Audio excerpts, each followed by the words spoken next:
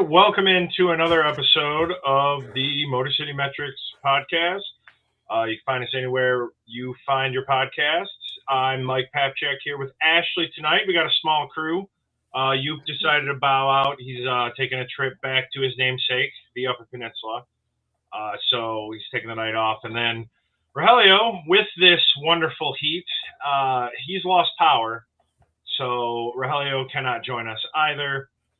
We don't have central air, Ashley, so I'm in the one room that doesn't have AC. No. It's like 80 plus degrees in this room. So Oh no. I'm in the upstairs. Like I feel like downstairs it's pretty cool, but I'm in the upstairs where it gets pretty hot up here. So I like halfway feel your pain. Yeah. Well, we were trying to let this game finish up officially, but it doesn't really seem like there's any need to do that because, the Tigers, they did just score a run. Look at that. McKinstry scored. So look at that. It's 9-4. Nice. But I guess this is me kind of throwing in the towel for the night and just figured, why don't we just start? This kind of game just feels like kind of exactly, it's like a microcosm of the Tigers in a nutshell after sweeping a really good team in the Yankees, albeit a slumping Yankees team. Very slumping Yankees. Yeah, they show up and they lay an absolute dud in Texas. What are you feeling right now after this drubbing? I feel like it's like one of those things where we just can't get all the cylinders to click at once because, it's like if it's not one thing, it's another. Because so I actually got some stats from the starting pitching. They've allowed 6 earned runs in 45 minus today. This is like before today. Yeah. In the last 7 days, they've allowed 6 earned runs in 45.1 innings pitched, and they have 49 strikeouts in 45.1 innings pitched. So it feels like, even Framber, his last start, like it felt like he had a great start. It feels like everybody's had a great start. It feels like they've been working efficiently. They've been working fast. They've been getting ahead in counts. It feels like the defense has been working really well. Kevin McGonagall's had some good plays. Hao-Yu Lee's had some good plays. But it just seems like it's always something. Like if it's not the bullpen, then it's the starting pitching. If it's not that, then it's the offense can't score runs. And I get it at the end of the day, like baseball's hard. I get it. But it's like frustrating when things aren't clicking on all cylinders. Cause it's like we get these little, these little teases, these little flashes of them being like, are they a playoff team? Are they not a playoff team? Do you think maybe the American League is really bad? I don't know. Could we grab a wild card? But then you see games like this and it's like, yeah, why would I ever think that? And then now I sound crazy. Right. I guess you could say now, looking back at that Yankee series, it was not without issues in the bullpen really in all 3 games. For sure. Yeah. The difference being in the first 2 games, the Tigers were up a bunch of runs. They ended up taking those games 9-3 and 7-3. But it was like 9-1 and 7-1 or 9-0 and 7-0 or something in both of those games. And, you don't really examine the bullpen in a game like that when you're winning by that much. But, they kind of blew it a little bit by giving up those late runs. And then, obviously, we all saw the Drew Anderson in Game 3 against the Yankees. Really, now I love Brad Lopez here bringing up Yankees suck. I'm always going to show that over and over again. Just in all of sports, there's just not a team I love to hate more than the Yankees, Oh, for me, it's the Dodgers. I love to hate the Dodgers. Interesting. See, it wasn't until the last couple of years. We always beat the Yankees. So, I don't really have a problem with them. It's like, you're right. Whatever, I love telling everybody the Tigers have a winning record in postseason series against the Yankees all time. I love telling people that. I'm like, oh, yeah, I don't care about facing the Yankees in the series. But, we saw that Drew Anderson collapse as well. Yep. It's pretty much the bullpen, which is kind of a mess at this point. We saw Drew Summers tonight wasn't able to get out of he didn't get a single out, giving up 3 runs tonight in this Rangers game. You're seeing a bunch of different guys. Drew Anderson hasn't been nearly as good as he was in that stretch in May when everybody else was doing so poor. And then you have Bo Brisky, which good for him. He got 4 straight batters out, which I did not have time to look at the last time that happened in his career. You don't But get to see that very well, very much with this team. it's been several years. It's been at least 2 years, right? Like, incredible. But when that's what you're pumped about, when that's what you're relying on. When the Tigers brought in Kenley Jansen in the 7th inning tonight because they couldn't get out of it.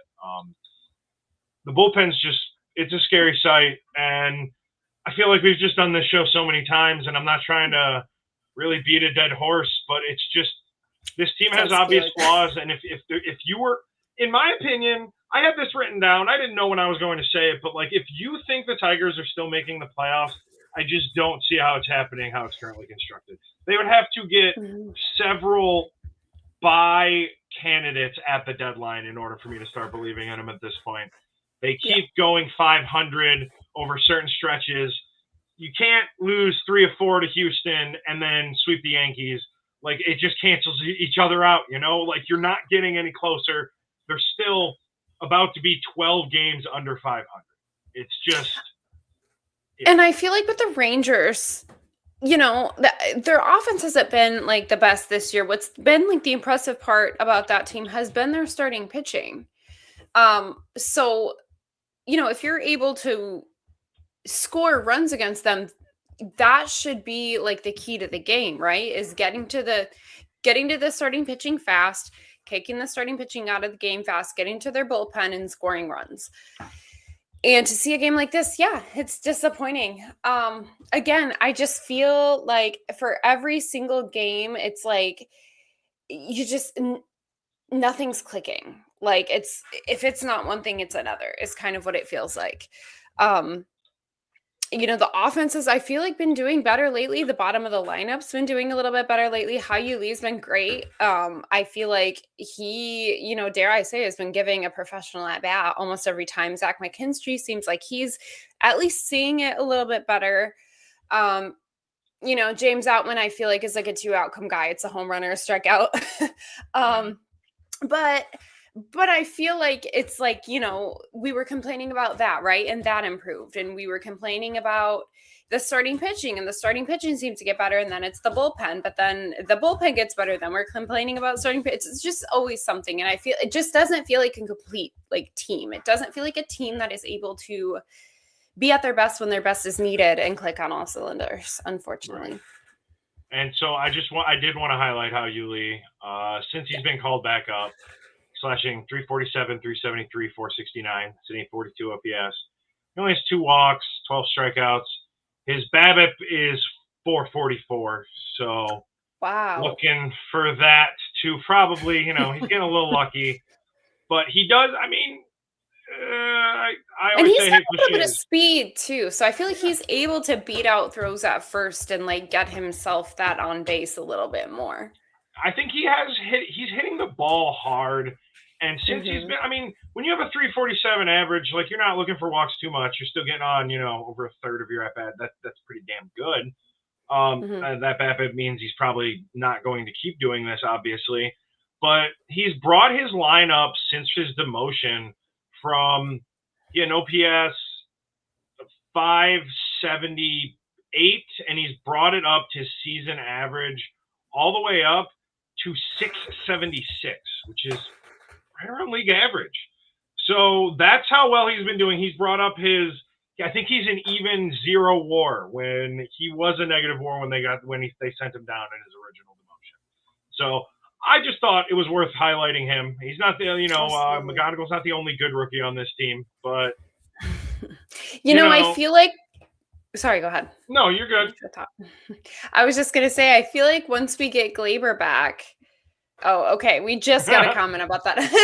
I was just going to say, I feel like once we get Glaber back, at this point with the way Lee's hitting, I feel like you have to find a way to keep him in the lineup, right? Whether that's because he can play a little bit of third, whether that's keep him at third, whether that's put him at second and DH Glaber, whether that's DH Lee. If he's hitting the way he's hitting, you got to keep him in the lineup because, you know, I know I've said this a few times on the show, but like I I felt like the bat was gonna play. I wasn't sure how the defense and like the range was gonna play, but it seems like he's getting it done, right? Like he's getting it done. And for a guy who's not like necessarily a starter on a major league team, who is more like he's up because somebody else is hurt type guy, he's getting it done. He's getting it done, and I feel like you got to keep him in the lineup at this point.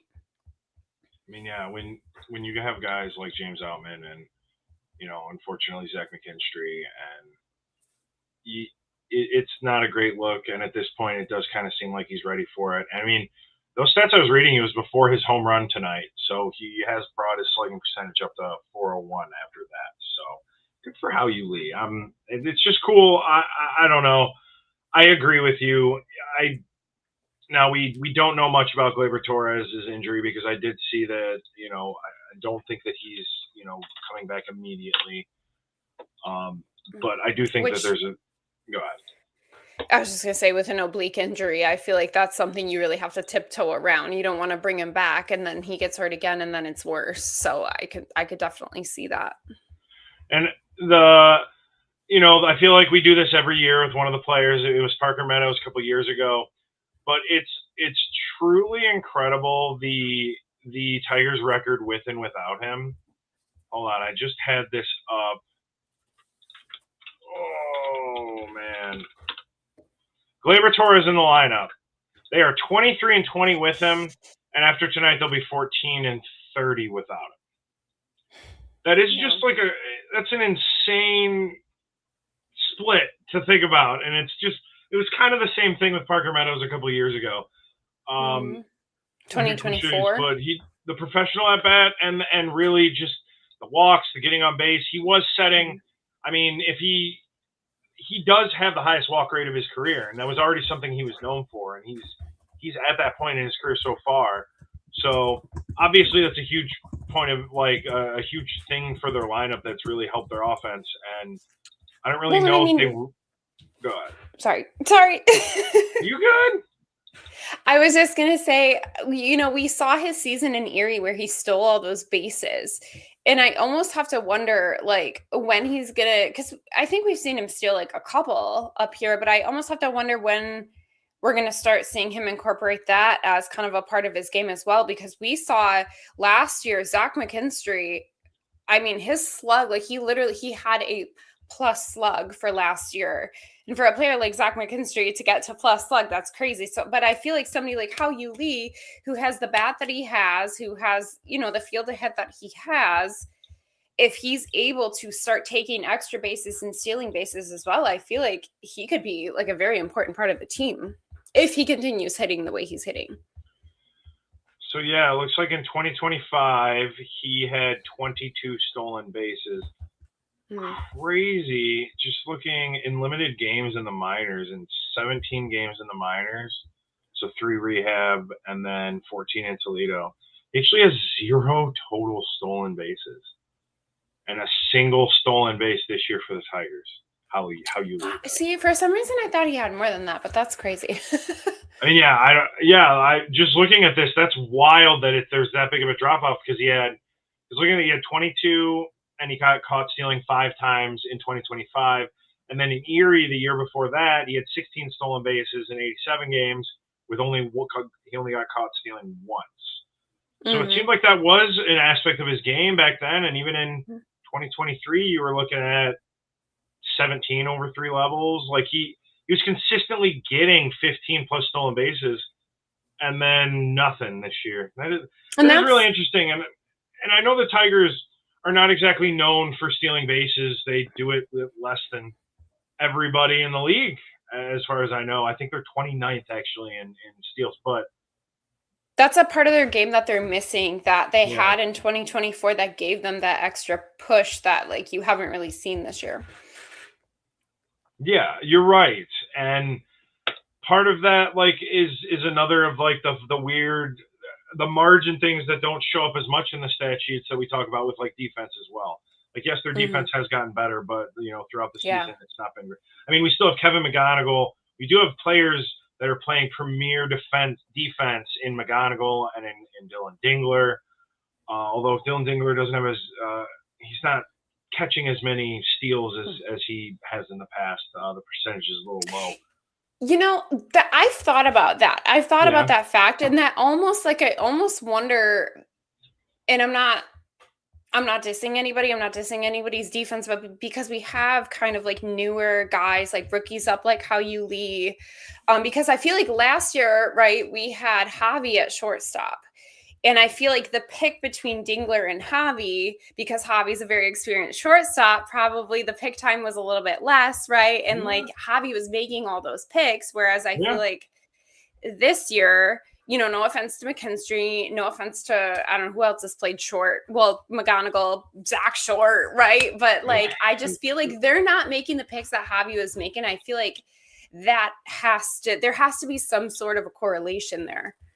Right. You're right. And the difference is between like an elite or a great defensive shortstop and even like an average to a slightly above average one. That is the difference. Like if it's 0.1 seconds, that's the difference between several outs. So you're right. I mean, it's just something as, I mean, the Tigers have never really been known. I feel like as long as I can think of, they've just never been known for stealing bases.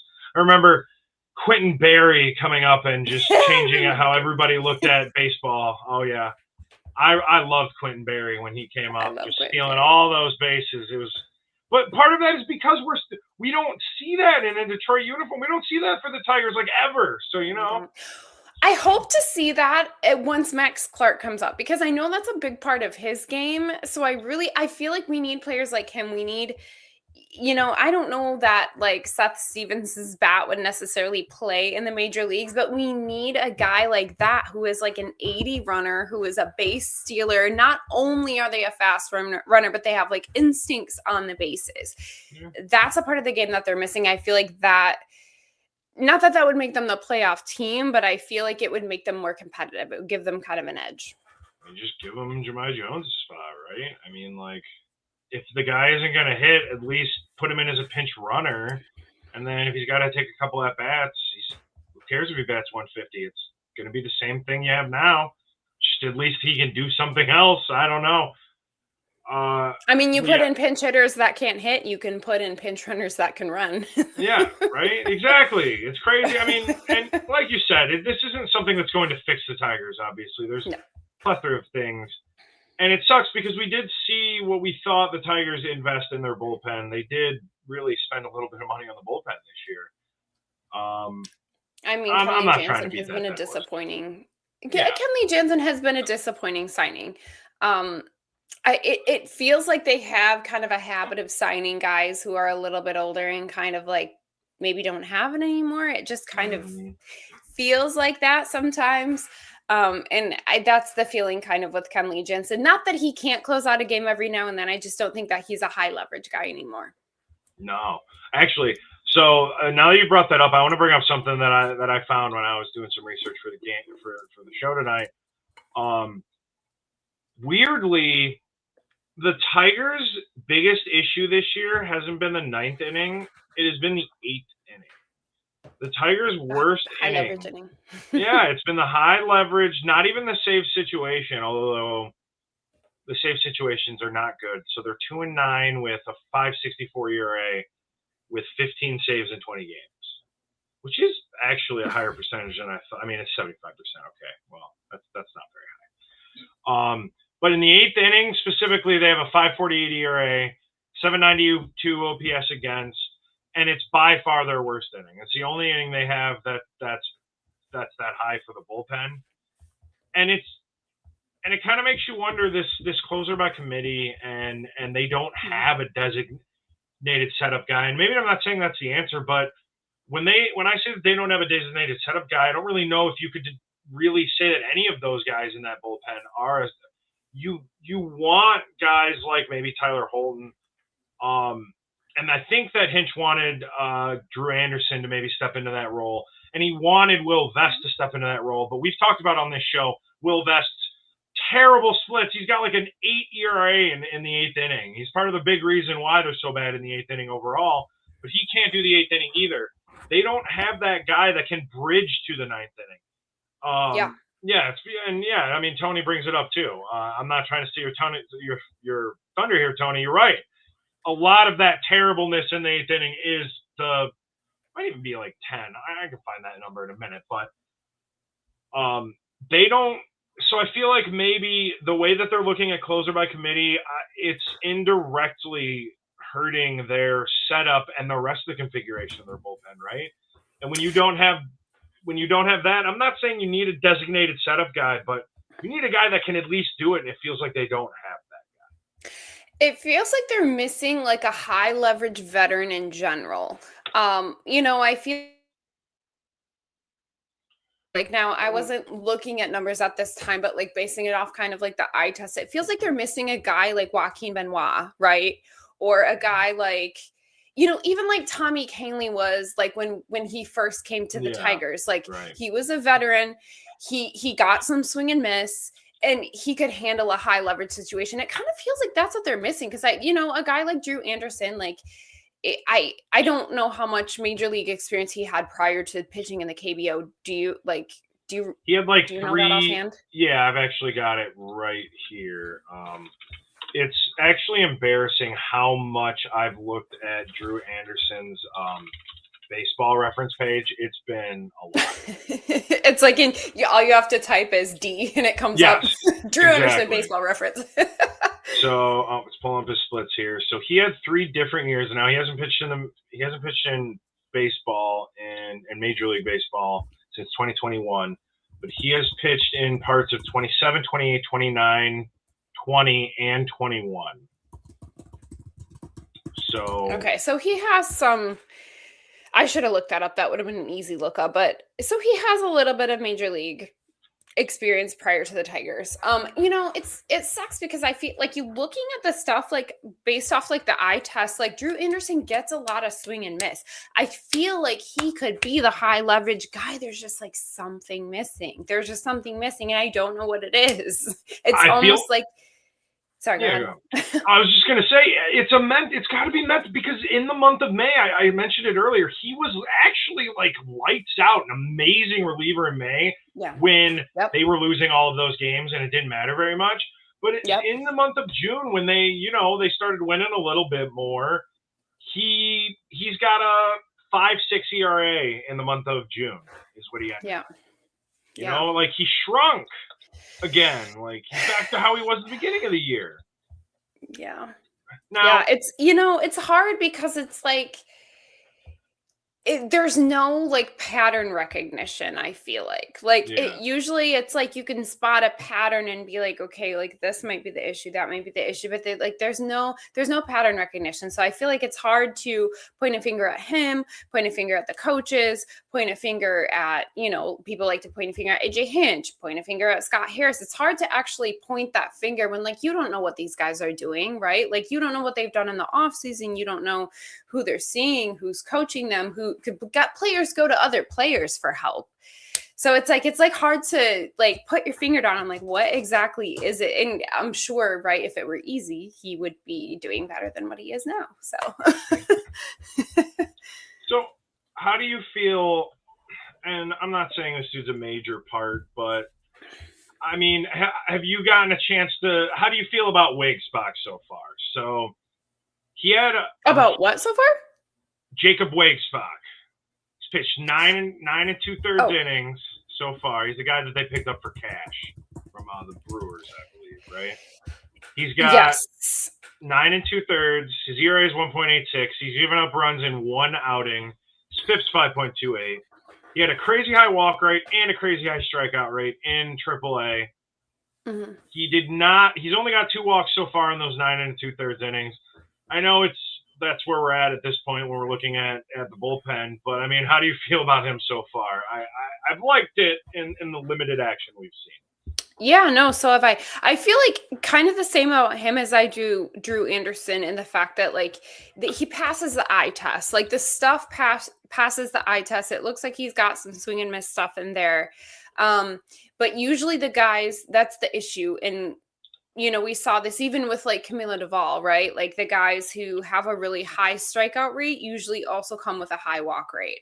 Especially the guys so it's like the harder they throw, like the less control that they have. And Right. that's kind of what it feels like with him. It's like when he can find the zone, he's great. When he can't find the zone, it's a mess. And it's like there's not really an in between.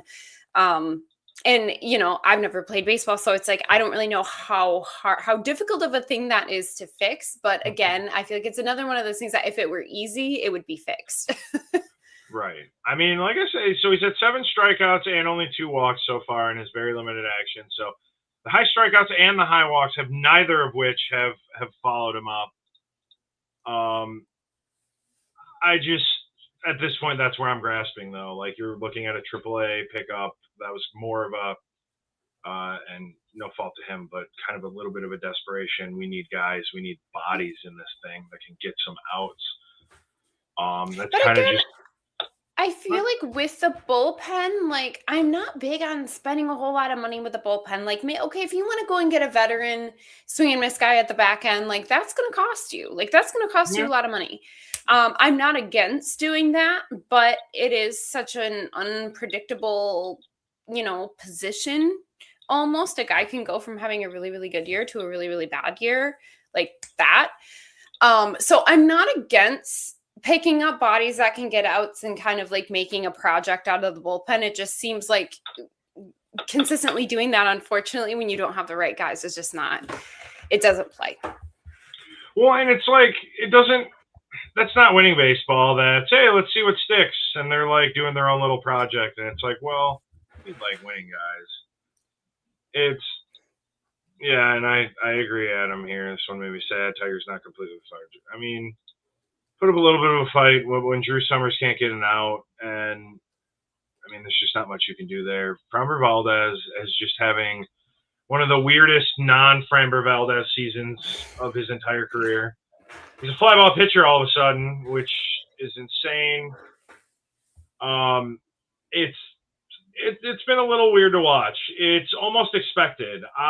We did talk about having this show before the game, just to not do the show, at 11 o'clock. And if we had stuck with that plan, I was going to say that I kind of predict they're going to lose this series to Texas.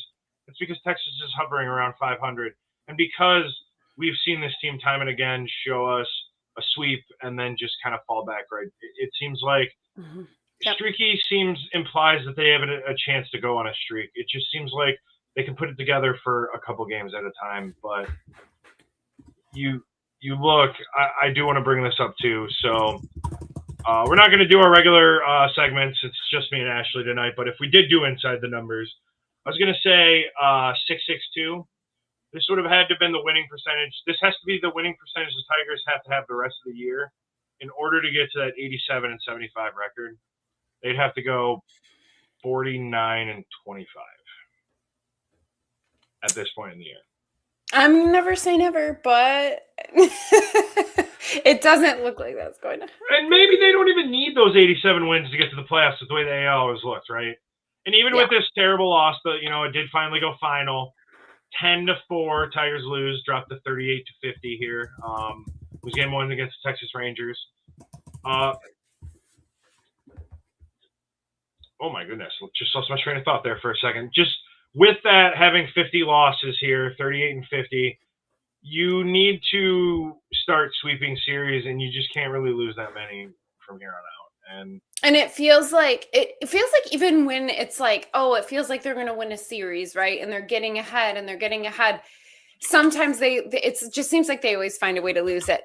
I do want to touch on something somebody said in the comments about Bryce Miller dealing, because actually it's funny. It was either last year or back in 2024.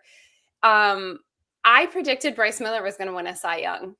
And I still feel like that's like a possible thing sometime in his career. Like this dude, he's like a Tyler Holton, like, as far as when it comes to like the pitch, he has so many pitches that he can throw, for strikes and execute. He's got like the carry fastball, he's got the sweeper, he's got the slider, he's got the cutter.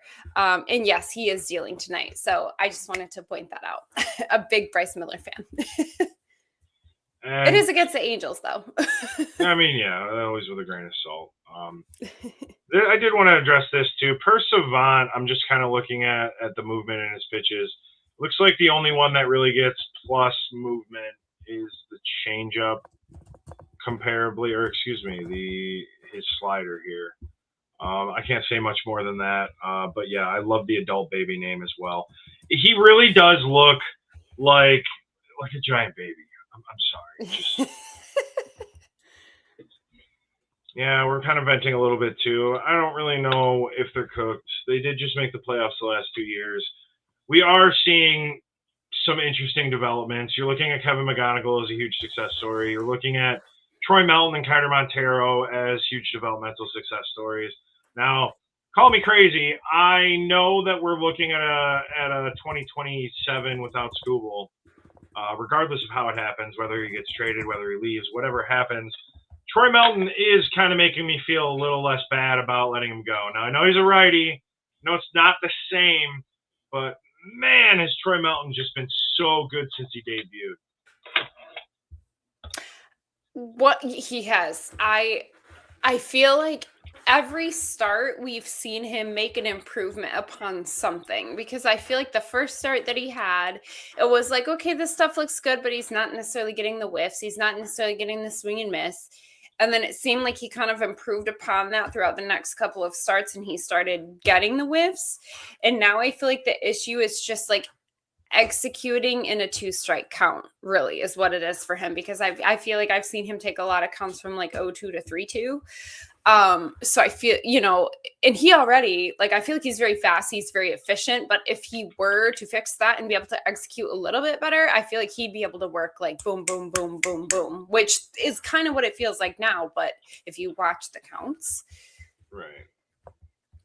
Yeah, but no complaints about him. No, absolutely. I'm trying to find, sorry, I was trying to find, I saw something. He does have the lowest ERA in the Tigers and the lowest whip in the Tigers rotation. I saw something that he has like, he's top 5 in the league since he debuted in a lot of stats. It's just wonderful to see. Now, that's always something that we're going to look at the horizon. I'm not looking forward to this lockout that is likely coming, but we're going to pretend that baseball is going to keep going forever, I think, until we get a little bit closer to that there, Tony. Now, I pretty much got to all my notes here. I don't know how you're feeling. I mean, when you start 10-4 on a 3-game series here, I'm not really sure how you're feeling too much about this Rangers series, but I mean, what other things did you want to get to, and how are you looking at this team going forward? Well, I mean, for the rest of the series, so tomorrow we have Flaherty and Kumar Rocker going. So I feel like the last outing that we saw from Flaherty was like arguably his best start of the year. He had like 9 or 10 strikeouts. He had like a couple walks, 9 strikeouts. Yeah, couple walks, but no earned runs. The swing and miss was there. The whiff was there. He looked like Jack from a couple years ago, which was good to see. It's like I feel like I never want to he's back to the way that he was, because I feel like as soon as I do that, it's like the regression happens. But his last outing was probably his best outing of the year. Looking it up, Nimmo and Peterson and Young have pretty good numbers off of Flaherty. But on the bright side, I guess Rocker has been a little bit shaky in his last few starts. He doesn't have a whole lot of history versus the Tigers, but again, the offense right now is like not the issue. It's like the bullpen. And then the next day we have Mize and Kyle Quantrill going. Same thing for Mize. His last start versus the Yankees are arguably his best start of the year. 7 innings pitched, 10 strikeouts, 1 hit, no earned runs. I feel like it's been a good year for Quantrill, but like if you look, I'm a little confused, and I don't know any Rangers fans that I could ask about this, but it looks like he is like only going like a couple innings. So I don't know if he's like an opener for them. I'm not really sure what his role is within the organization. If somebody knows, put it in the comments, because I don't know. But yeah, again, it's not the offense that's an issue. It's like the maintaining the lead that we have. It feels like that's been the issue. Wow, yeah, I'm looking at this right now. It looks like he might be, because he started 2 games. The last 2 outings were opens. He went 2 innings and then 4 innings. And then the games before that, he was actually just straight up out of the bullpen. Okay. Yeah, I was confused when I was looking at the game logs. Like, I didn't dig too much into it, but I was like, huh, it looks like he might be like an opener or like a piggyback type thing that like the Mariners are doing. I don't know. Yeah, I mean, that's what it looks like. Yeah. Yeah, because he only started the last 2. Let's see. I'm going to pull up this. How long has he been doing this? Where has he started? Game started. He's actually thrown. Yeah, he's finished more games than he. Yeah. Actually, it looks like the last 2 games are the first 2 games that he's come in the beginning of the game out of the whole year. So it looks like they're kind of trying something new with him. Okay, so they're kind of giving him the Cater Montero treatment. A little bit. Just kind of wherever we go, wherever we need you, that's where you're going. I got to give like a little shout out to Cater Montero because I feel like arguably, since Troy Milton's been back, Troy Milton's been absolutely dominant. But looking at who has been like the most consistent, I feel like you almost got to give it to Cater Montero. I mean, Casey Mize has been great as well, but like, the injuries obviously are a thing with him. And then Troy Milton didn't start the year here, but like, I feel like Cater just like year long, he's been giving us his best when his best is needed. He's, if he's needed in the bullpen, he's gone to the bullpen. If he's needed as a starter, he's given us a quality start. So I feel like that's been really good to see that, when guys like Tarek Skubal are hurt, Casey Mize are hurt, Jack Flaherty's having the season he's having, and he's getting hurt, that like you're getting these kind of starts from guys like Cater Montero. Yeah, I'm looking at, anybody who watches this show knows how much I love Cater Montero. I love Cater, and in his last, now he deserves some credit in that 6-2 11-inning game against the Yankees. He kept them in it. He kept them from scoring in the 10th, and then he closed it out in the 11th. But also in his last 5 games started, he gave up. There were quality starts in 4 of the last 5. He's just, you're right. He has been incredible. He's kept them afloat, really, when they thought they were going to have this loaded starting pitching staff, and there's been injuries throughout the whole year, and he's just been a rock for them. It hasn't been anything to do, Yeah, I hope that this consistency carries into next year because I feel like he's, I feel like he's definitely made improvements to the changeup. You can see, I feel like it's got more of that tumbling action than it has in years past. But to make those secondary pitches better, you have to have your fastball working for you. And I feel like he's really, really had that fastball working for him this year. I don't know if anybody's seen any other improvements that he's made, but like that's just kind of what I've noticed. And obviously he made improvements to the changeup, but we all know dude can spin the crap out of a ball, right? Like the slider and the curveball are devastating when the fastball's on. Yeah, so it does look like I'm looking up some Savant stats here in real time now that you're bringing up Cater Montero. It does look like he's made improvements from last year on his fastball. It looks like he's actually throwing his changeup less than ever. But it's which kind of makes sense in a way because I feel like if that's his kind of out pitch, he's not going to throw it all the time, right? It's going to be kind of that like back pocket, like now I'm going to finish you. Right. But it has been a valuable pitch for him. It's been his most valuable pitch outside of his fastball per Savant as well. And so yeah, really interesting too is he's in the 92nd percentile he has a 5.4% walk rate this year. Whereas I feel like last year it was a big he had an 8% walk rate, it says, but like it felt like it was more of an issue for him last year.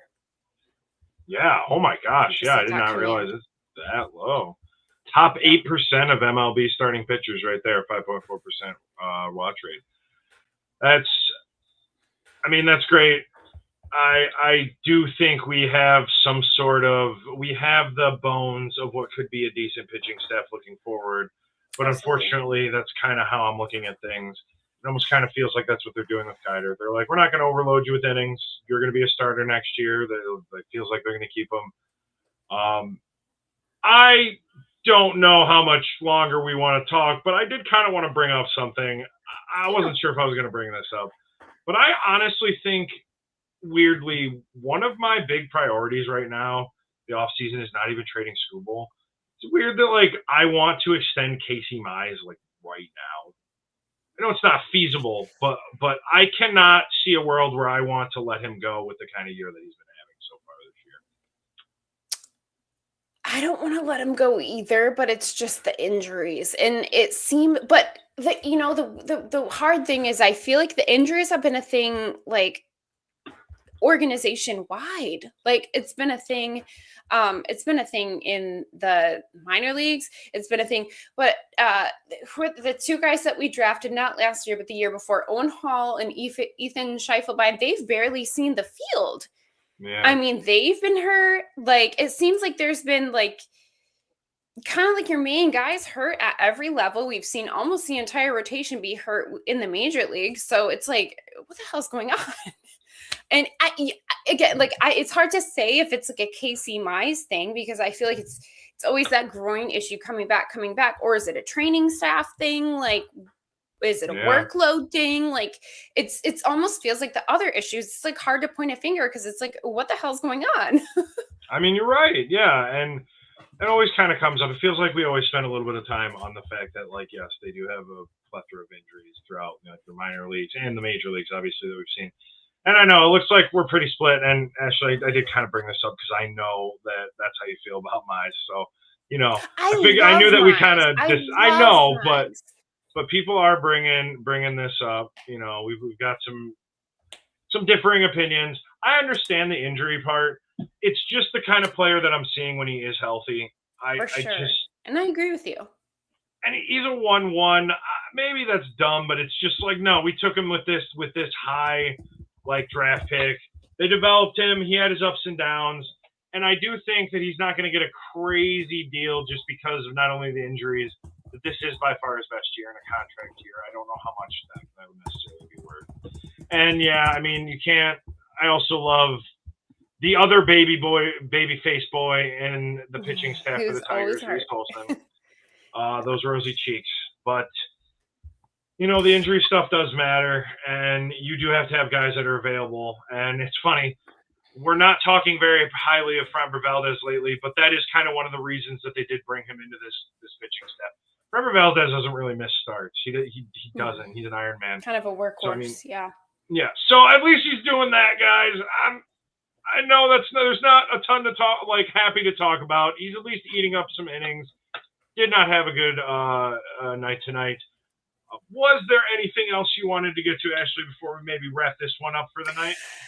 Okay, yeah, maybe just like a question, because I mean, I don't know how like involved you are with like the minor league part of it and like the drafting part of it and all of that. I don't know how much you pay attention to that. But a conversation I had the other day with a friend of mine who's a scout for an unnamed team.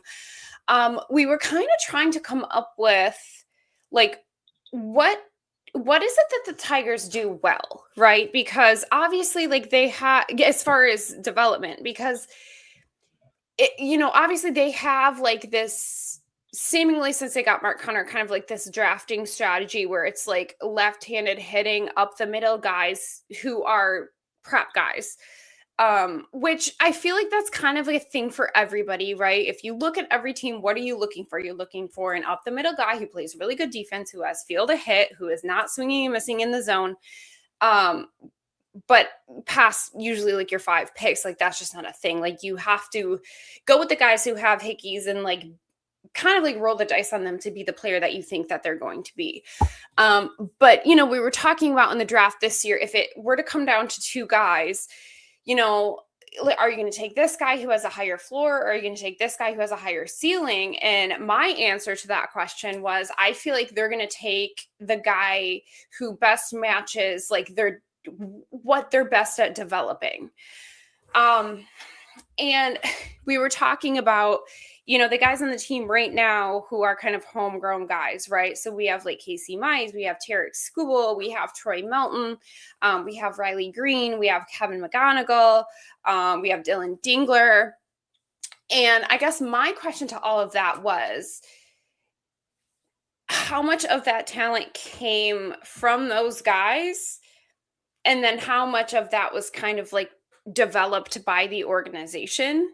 Like, are they going to the organization? Are they going to people kind of outside of the organization? So I guess, like, do you have a take on like something that this organization as far as development does like really well?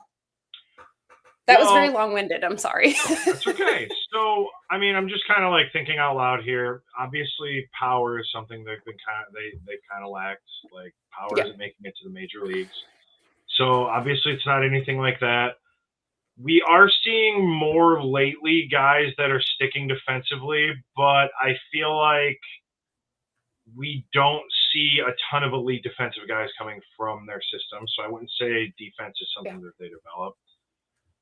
Yeah. Maybe I don't necessarily think we're getting super high contact guys, because you are seeing guys coming up and striking out a ton. The only thing that I can really think of from an offensive perspective is, I mean, they're kind of getting guys that I think that they maybe focus on the walk rate a little bit. They're looking for guys that can maybe draw more walks. And unfortunately, a guy could walk a ton and maybe not hit a lick, but I feel like that's one of the only things that they maybe do well, and they use that to push a prospect's career forward. That's the first thing that comes to mind. Yeah, for sure. Yeah, I was going to add, because like when you talked about like the contact hitting or whatever, that was kind of a conversation about Kevin McGonigal and then about like Riley Green and like what he's doing like this year.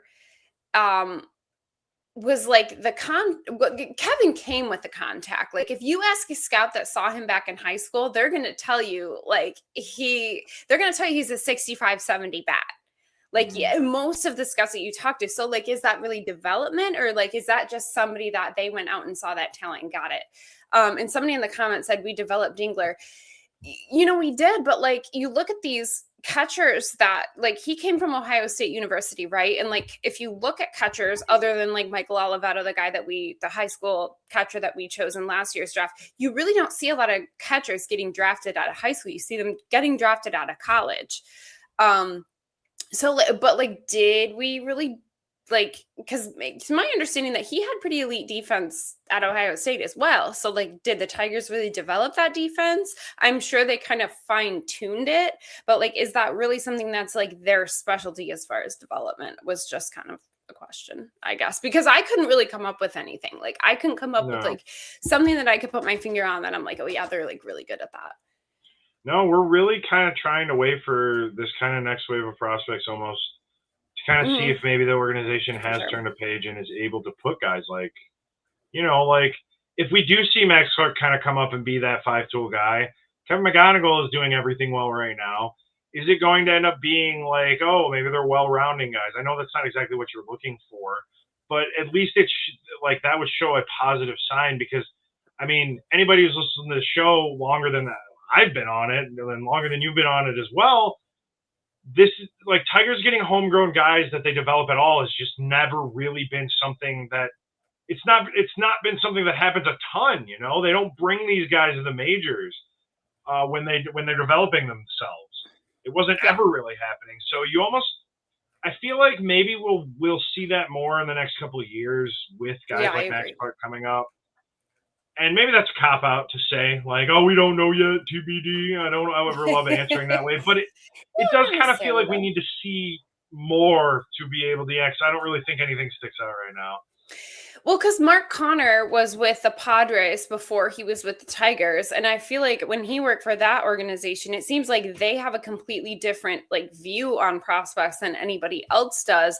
They almost draft for, like, they use those prospects to trade, right? Like, they draft for like trade value. Yeah. Where it seems like the Tigers, I don't know who their scouting director was before Mark Connor, but it seemed like they didn't have the same kind of like drafting strategy. Like they were drafting guys who were striking out a lot. They were kind of drafting just like random. It just seemed like they didn't really have like a vision, and I could be completely wrong on that. But if you historically you look at guys who like didn't really work out, it seems like whatever they were doing wasn't working. So I am curious to see like kind of how like the drafting and the player development like kind of pans out with the guys that they have homegrown like the last couple drafts. Yeah. And I mean, we'll be looking forward. I know everybody wants Max Clark now, but I mean, I think we really do feel like that's a next year kind of thing. I feel like he'll be up in September, right? Yeah, that's fair. I don't think that that's unreasonable. We'll probably see him at some point, but like really to see his like I'd see those regular at bats. I see it more next year.